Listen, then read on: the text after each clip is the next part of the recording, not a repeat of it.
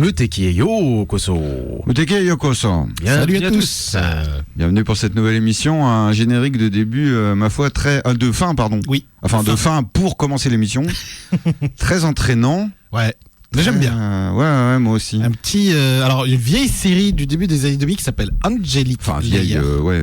Ah bah oui, quand même. Attends, ouais, ça 20 va. ans. 20 ans. Hier, je suis allé à un blind test des années 2000. Je me suis dit, des chansons récentes. Ah non, mais c'était il y a déjà 20 ans. Ouais.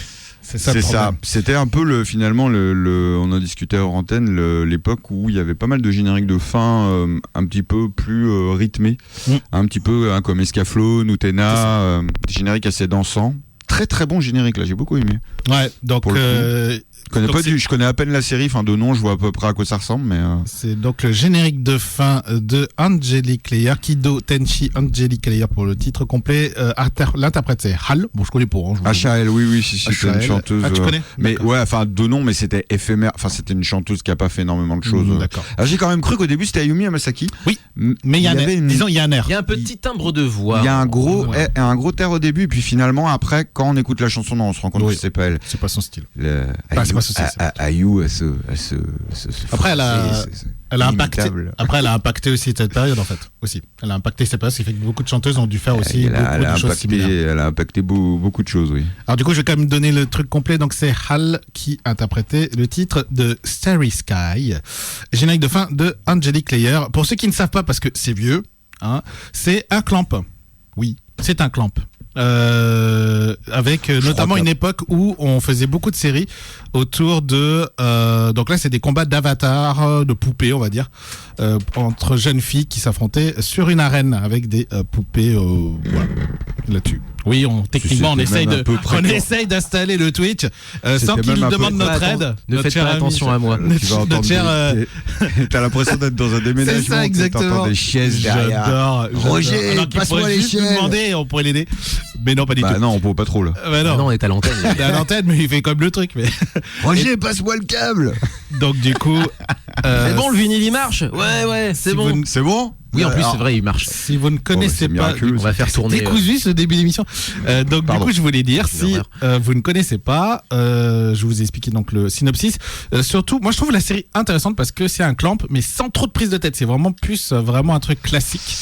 Et c'est pas X ou Tokyo Babylon quoi. Oui, exactement. Et puis surtout, c'est ce générique. En fait, moi, j'ai une petite nostalgie parce que c'est comme City Hunter. Le générique démarre avant la fin de l'épisode, lors de la fin de l'épisode, et ensuite le générique s'enchaîne. À la manière de Get Wild. Exactement. Donc voilà, petite nostalgie. C'était tout. C'était tout et c'était déjà pas mal. On va parler aussi de pas mal de zik aujourd'hui avec d'autres génériques d'animé et je pense notamment à Jujutsu Kaisen puisque de animé ça passe à film d'animation et en plus de ça pour ce qui est de l'ambiancement musical si j'ose dire, eh bien ils ont fait appel au groupe qu'il faut appeler absolument à ce moment-là, le groupe de Daiki Tsuneta. De toute façon, quel que soit le groupe de Daiki Tsuneta, il faut l'appeler si vous voulez avoir du succès dans votre long métrage d'animation. C'était Millennium Parade pour Belle, c'est King Nu pour Jujutsu Kaisen, puisque c'est eux qui s'occupent de l'opening et de l'ending. Mais avant ça, un petit vinyle peut-être, non ? Un petit vinyle. Il me regarde et il dit mais où est-ce qu'il veut en venir ? Léo, lui, quand il remonte, c'est début 2000. Moi, vous savez que quand je remonte, c'est plutôt dans les années 80. Avec une série d'OAV qui a beaucoup marqué son temps, alors principalement au Japon, puisque c'était une des premières séries vraiment marquantes du milieu des années 80. Megazone 23. Oh oui. 23. Alors, tout le Chara Design, de quoi ? Rien à voir avec Megazone, bien entendu. Absolument. Rien du tout. La fameuse arène de tir. Non. Le paintball laser. Paintball laser. Merci pour cette intervention. Donc c'était un franc dans le noir. Ah non, c'est pas ça, merde. Megazone 23. Chara Design par Mikimoto Haruhiko, on le rappelle, légendaire Chara Design de Macross entre autres, plus 1 milliard d'autres trucs. Donc pas de graphique, très marqué, très beau personnage. C'est une série qui a aussi beaucoup marqué musicalement. Et on va vous passer le générique de début. Alors c'était Senaka Gojini Sentimental. Et si vous avez l'occasion d'en voir sur eBay, c'est vraiment très beau. Ça fait vraiment partie des fleurons des années 80, la réalisation à l'ancienne, des très très beaux OAV. Mais c'est au Japon principalement, puisque la série n'a quasiment jamais été distribuée, même en vidéo, ailleurs. Non. 04 78 39 18 15 pour nous appeler. www.facebook.com/Moutekikanu. Retrouvez-nous sur internet mouteki-radio.fr et puis bien sûr sur Trendmix en replay. Et on est ensemble jusqu'à 10h, c'est Mouteki.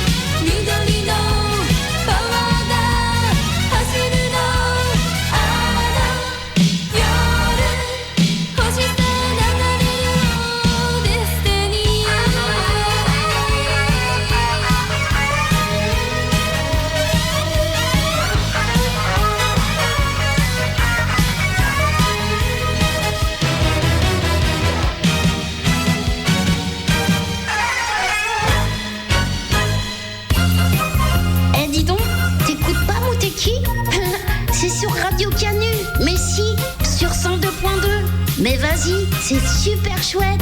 Et ouais.「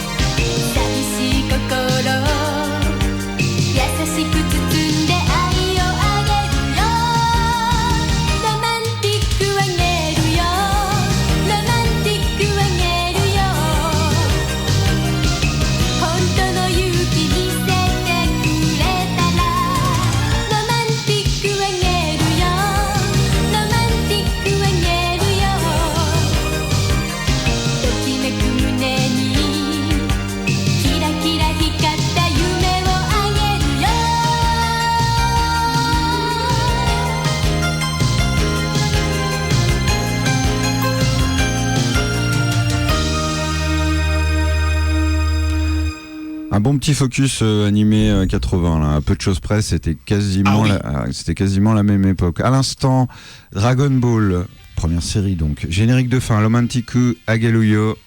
Générique de fin beaucoup plus sympathique que Zenkai Power de Dragon Ball Z qu'on se tape quand même pendant 199 épisodes. Hein, ça n'a rien à voir. Non, ça n'a rien à voir. Juste avant,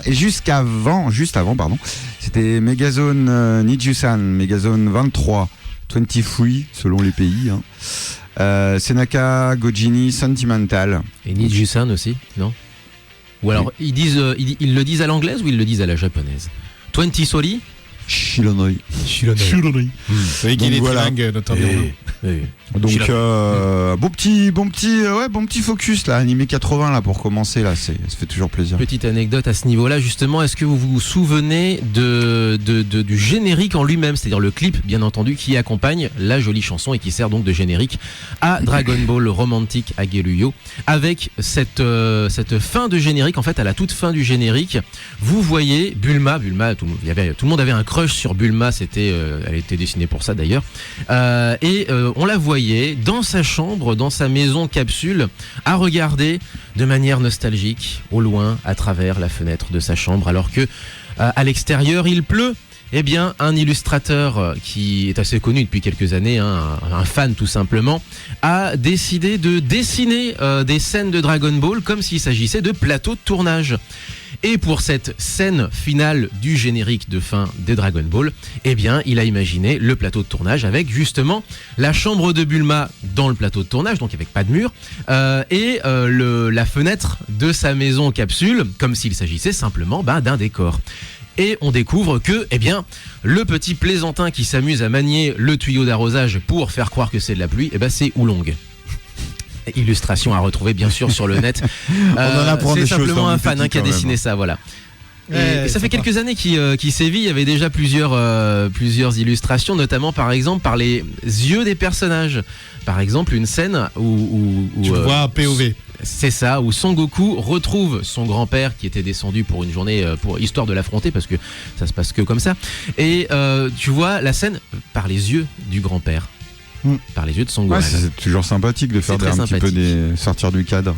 Et c'est assez fidèle, et tu découvres que l'équipe de tournage, c'est l'équipe de Mister Pilaf.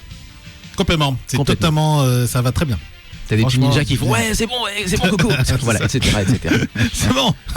Puisqu'on parle d'animé, est-ce qu'on n'enchaînerait pas sur justement Jujutsu Kaisen? Alors Jujutsu Kaisen, effectivement, un succès phénoménal en manga. Pour les amateurs de Yu Yu Hakusho, évidemment en animé. L'auteur est un très grand fan de Togashi et ça se sent. Ça se sent. Il y a beaucoup d'influences pour qui émanent de Yu Yu Hakusho. Il y a un esprit un petit peu. Donc le film est sorti en grande pompe en avant-première dimanche dernier. Alors ce qui est quand même assez drôle, c'est que du coup moi j'étais absolument pas au courant comme d'habitude. Et donc je me pointe et je vais voir un truc au ciné qui a rien à voir. Et là je vois un monde mais de ouf, que des jeunes. Je dis mais qu'est-ce qui se passe? Et j'arrive tu te sens vieux. Ouais. Et c'était l'avant-première, 2 avant-premières à 3 heures d'écart, les 2 complètes quand même. Oui. Dans les grandes salles du Pâté. Donc, et à Paris, c'était le Grand Rex. Ok. Et moi, je suis allé voir une comédie avec Didier Bourdon. Mais bon, en tous les cas, le film s'annonce. J'ai vu des extraits, ça s'annonce très beau. C'est du bon, ouais. C'est digne de. Enfin, je pense que c'est de la même ambition que Boku no Hero Academia ou de Shingeki no Kyojin. Ah, quand même. Demon Slayer. Ouais, c'est des films de ce niveau-là. Ouais, pour ce qui est de l'histoire, c'est la préquelle de l'histoire qu'on a en animé. Ça adapte le tome plus ou moins 0. D'où son titre. D'où le nom de Jujutsu Kaisen 0. Ouais, exactement. Et est-ce que vous voulez du Genki ou est-ce que vous voulez du plus posé? Tu passes du. Tu parles du Jukusen, moi j'ai du Genki. Non, mais t'as fait une belle abréviation là, mon Léo là. Tu passes du Jukaisen. Du Jukaisen. Jukaisen, on va dire Jukaisen maintenant. C'est un peu comme Jugemu. Comme ça, on gagne. Bonjour Cyril. Tu gagnes entre 2 syllabes. Ou Jusen. Non, ce serait peut-être trop court. Les Japonais aiment beaucoup les mots valises. Simplement, il va me falloir une réponse, les gars. Alors. Du upbeat, des trucs bien. Upbeat. Donc l'opening. Allez. Jujutsu Kaisen. Vous avez compris le principe. Comme il y a 30 ans, il fallait faire appel à Claude Berry pour gagner un César. Et ben, pour avoir une c'est super. Bien fini là, je te le dis. C'était Coluche qui le disait effectivement à la cérémonie des Césars précisément. Et aujourd'hui, pour avoir un bon ambiançage sonore, un bon générique de début et ou un bon générique de fin, il faut faire appel à Daiki Tsuneta. Millennium Parade pour ceux qui ont vu Belle, King Nu pour ceux qui connaissent également un petit peu la scène rock du moment, notamment rock progressif, parce que c'est beaucoup, les deux projets sont deux projets plutôt rock progressif. King Nu plus rock, Millennium Parade plus pop. Ichizu, c'est donc le générique d'ouverture de ce film Jujutsu Kaisen 0, The Movie. Et du coup, c'est parti, ça va partir d'un seul coup. Attention, 3, 2, 1...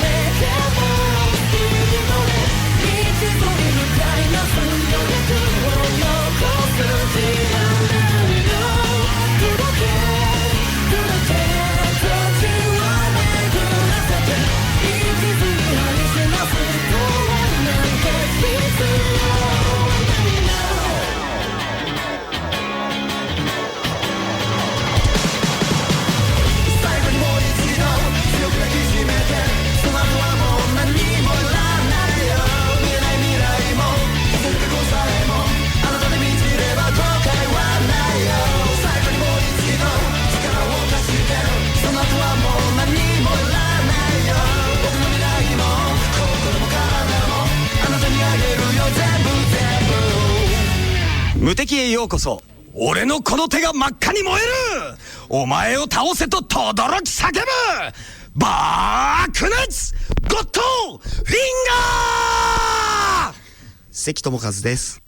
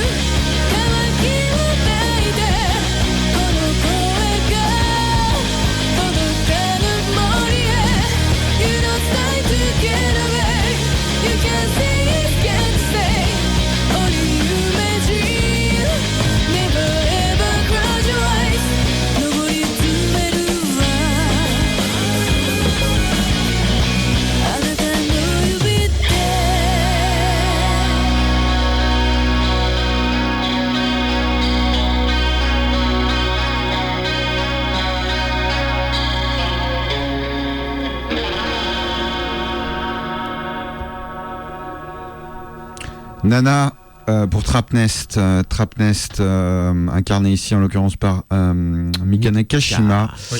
Blood, donc c'est fait partie des chansons Image, des Image Songs qui avaient été créés pour le film de Nana en 2005. Donc voilà, des titres composés par Hyde, très très réussis, très rock, et qui finalement personnifie et incarne de façon brillante vraiment ce qu'était censé faire le groupe dans le film. C'est très très réussi. D'ailleurs, c'est tout le but des Image Songs. C'est pas toujours aussi réussi, surtout quand tu adaptes un manga qui parle de musique, comme Nana en l'occurrence. C'est très compliqué. Mais voilà. Sauf que toutes les chansons de Nana sont... Elles sont incroyables. Donc, aussi bien en film, moi je préfère celle du film, mais aussi bien en film qu'en animé. En animé, ouais. Animé, c'est moi bien, j'ai vu l'animé, il y avait Olivia. Très très bon. Olivia notamment. Ma chérie. Olivia Loufkin. Okay. Dont l'interview est dans les archives de Muteki. Oui. Absolument. Tout à fait, absolument. On a rencontré des gens. On a rencontré des stars. On a un joli jingle d'ailleurs, effectivement, de Olivia. Ça fait longtemps qu'on l'a pas passé d'ailleurs. Ouais. Oui, c'est vrai. Et puis ça fait longtemps qu'on n'a pas passé du Olivia aussi. C'est vrai. Parce que rappelle-toi, j'avais fait les comptes pour. Oui, mais parce que justement, c'est vrai que quand j'avais pris les comptes dans la tête, je me suis dit putain. En fait, on a arrêté en fait. Faire gaffe. Mais du Olivia, oui, tiens, j'en ramènerai la semaine prochaine. Yes. Ça marche. Du coup, pas du D&D, pas son groupe d'origine.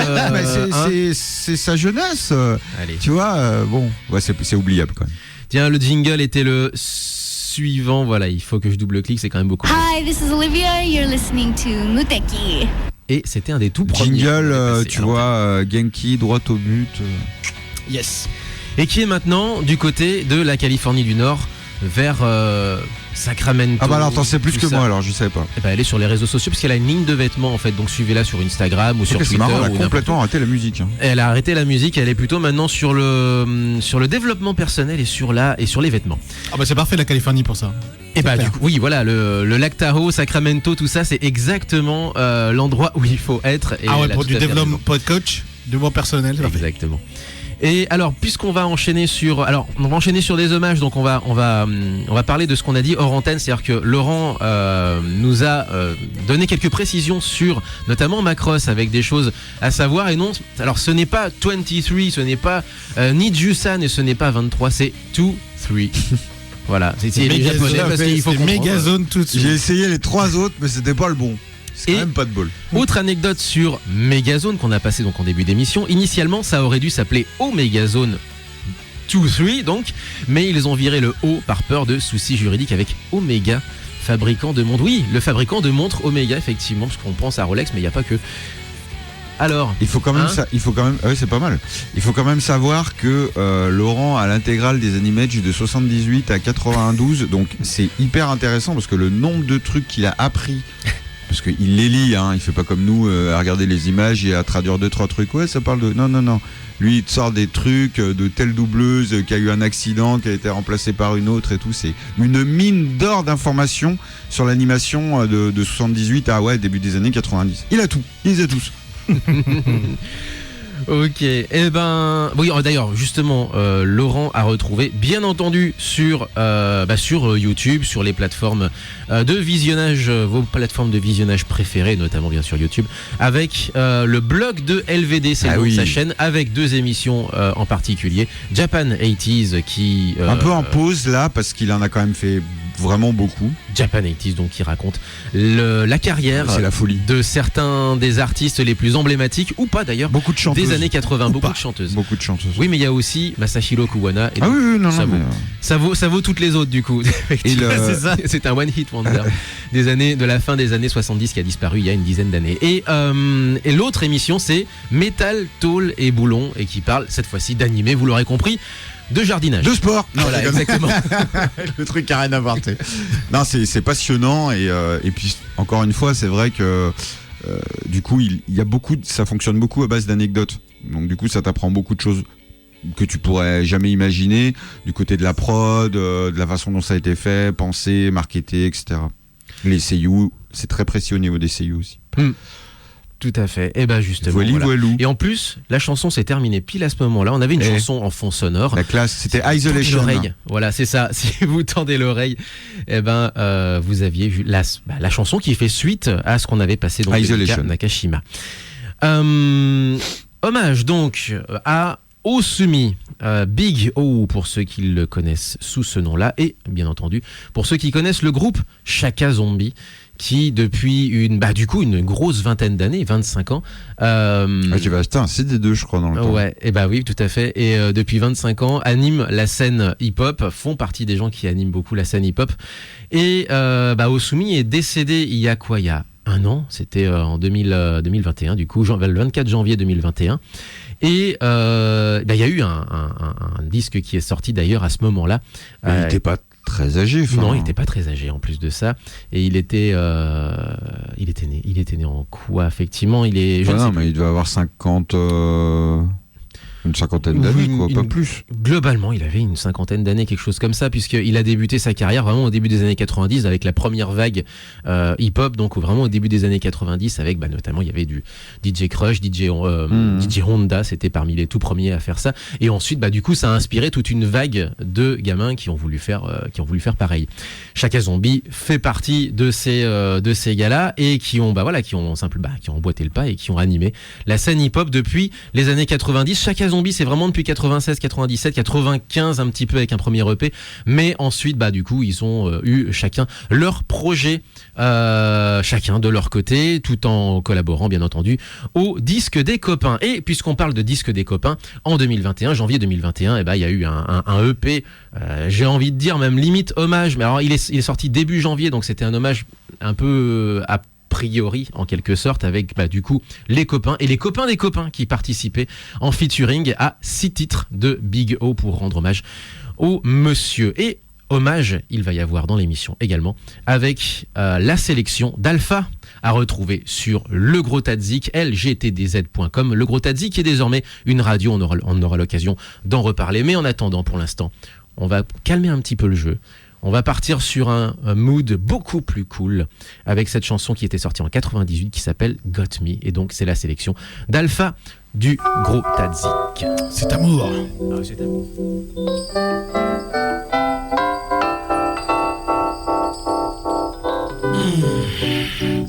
Come on.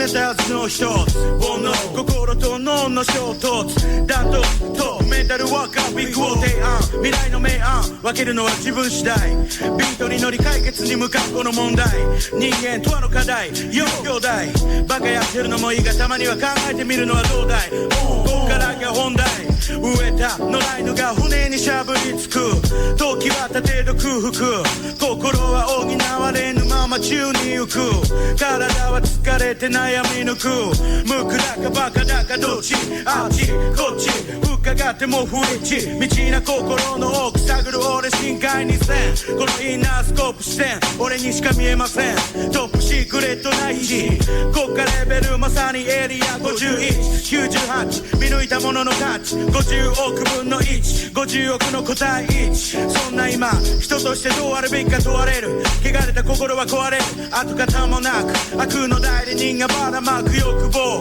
見渡したこの世界は独房小さな自由にそそのかされ逃亡弱い心の陰謀Jealousy and envy they attack me Jealousy and envy they attack me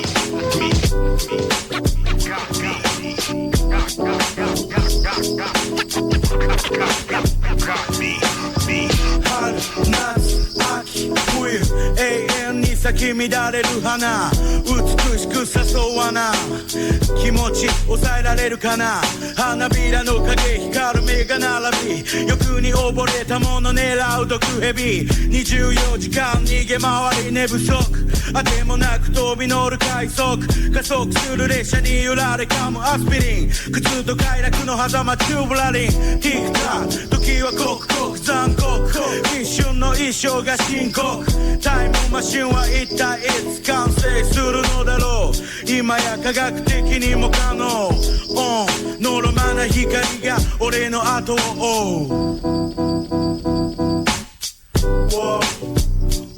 心の中で始まる日食光遮れ俺の夢無色震える明日に今日接触昨日明後日に先回りで一緒何の不自由もない住み慣れたこの都会なのに少しずつ人影消え一人晩3回グラス一つの乾杯自由だからこそ人生は辛い辛いからこそある未来今幕開けた精神サミット向かい合うんだ神とそして君とCross street, poison human, polluted mind.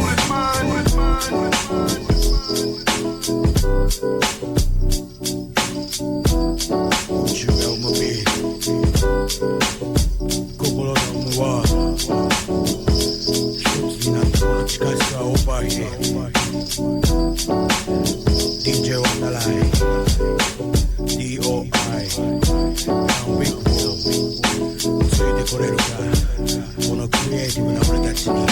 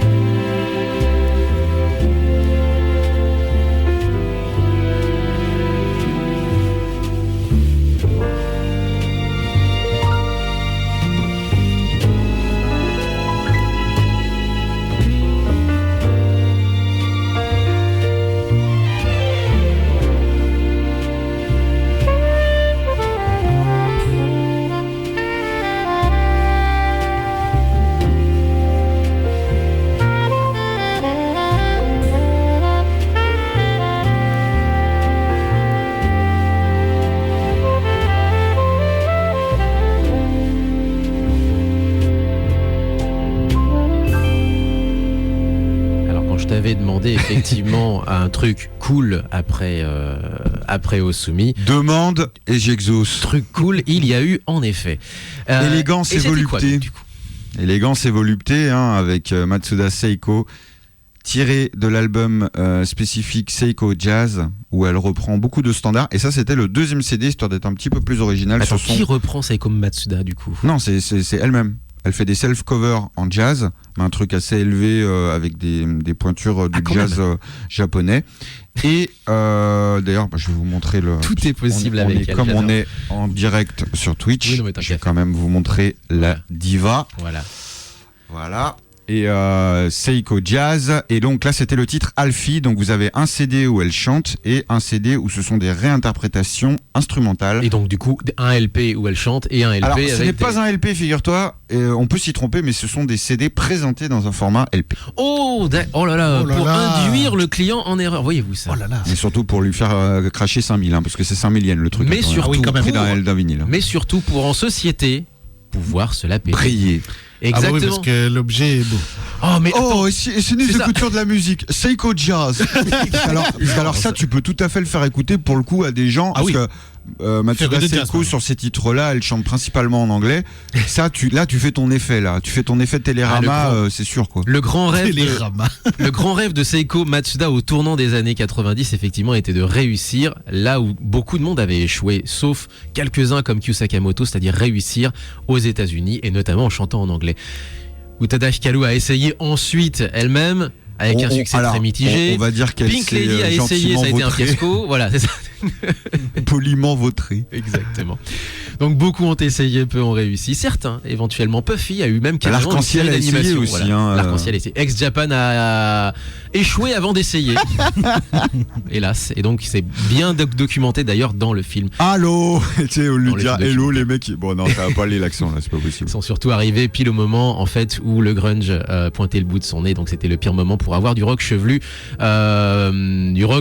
Mais genre Et permanent. puis, le problème de Toshi, c'est que déjà le chant japonais, il est pas extraordinaire. Alors chanter en anglais, c'était compliqué quand même. Ceci est un autre débat.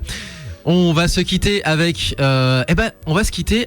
la sélection Top of the Pop, puisque je l'ai relancé la semaine dernière avec notamment un petit garçon qui trouvait un petit chaton noir et qui chantait d'ailleurs une jolie chanson par rapport à ça. C'était Osamu Minagawa avec Kuloneko no Tango. C'était le tango du chat noir. Oh. Et là, du coup, je vais vous demander une décennie déjà pour commencer, parce qu'il nous en reste encore quelques-uns. Mais effectivement, les années les plus significatives pour nous, en tout cas, sont déjà prises. Par exemple, 87 est déjà prise, 81 est déjà prise, etc., etc. Ah non, 81 n'est pas pris. Et 93 voilà. 93, oui, c'est déjà pris. Et 94 Alors, bonne question. Alors, je vous demande une décennie, le mec, il directement années 90, les gars, c'est bon. Non, Léo, qu'est-ce que t'en penses? Tu veux quoi, toi? Oh tu peux mettre 90. Moi j'allais dire plus récent parce qu'on avait passé quand même des trucs assez anciens, mais vas-y. Donc comprenez par là, Léo, ok pour la décennie 90. Maintenant, deuxième question, est-ce que tu es d'accord avec la proposition de Romain? Fait 94. 94 du coup. En tout cas, c'est pas passé. Allez, ça marche. 94, ça n'a pas été pris.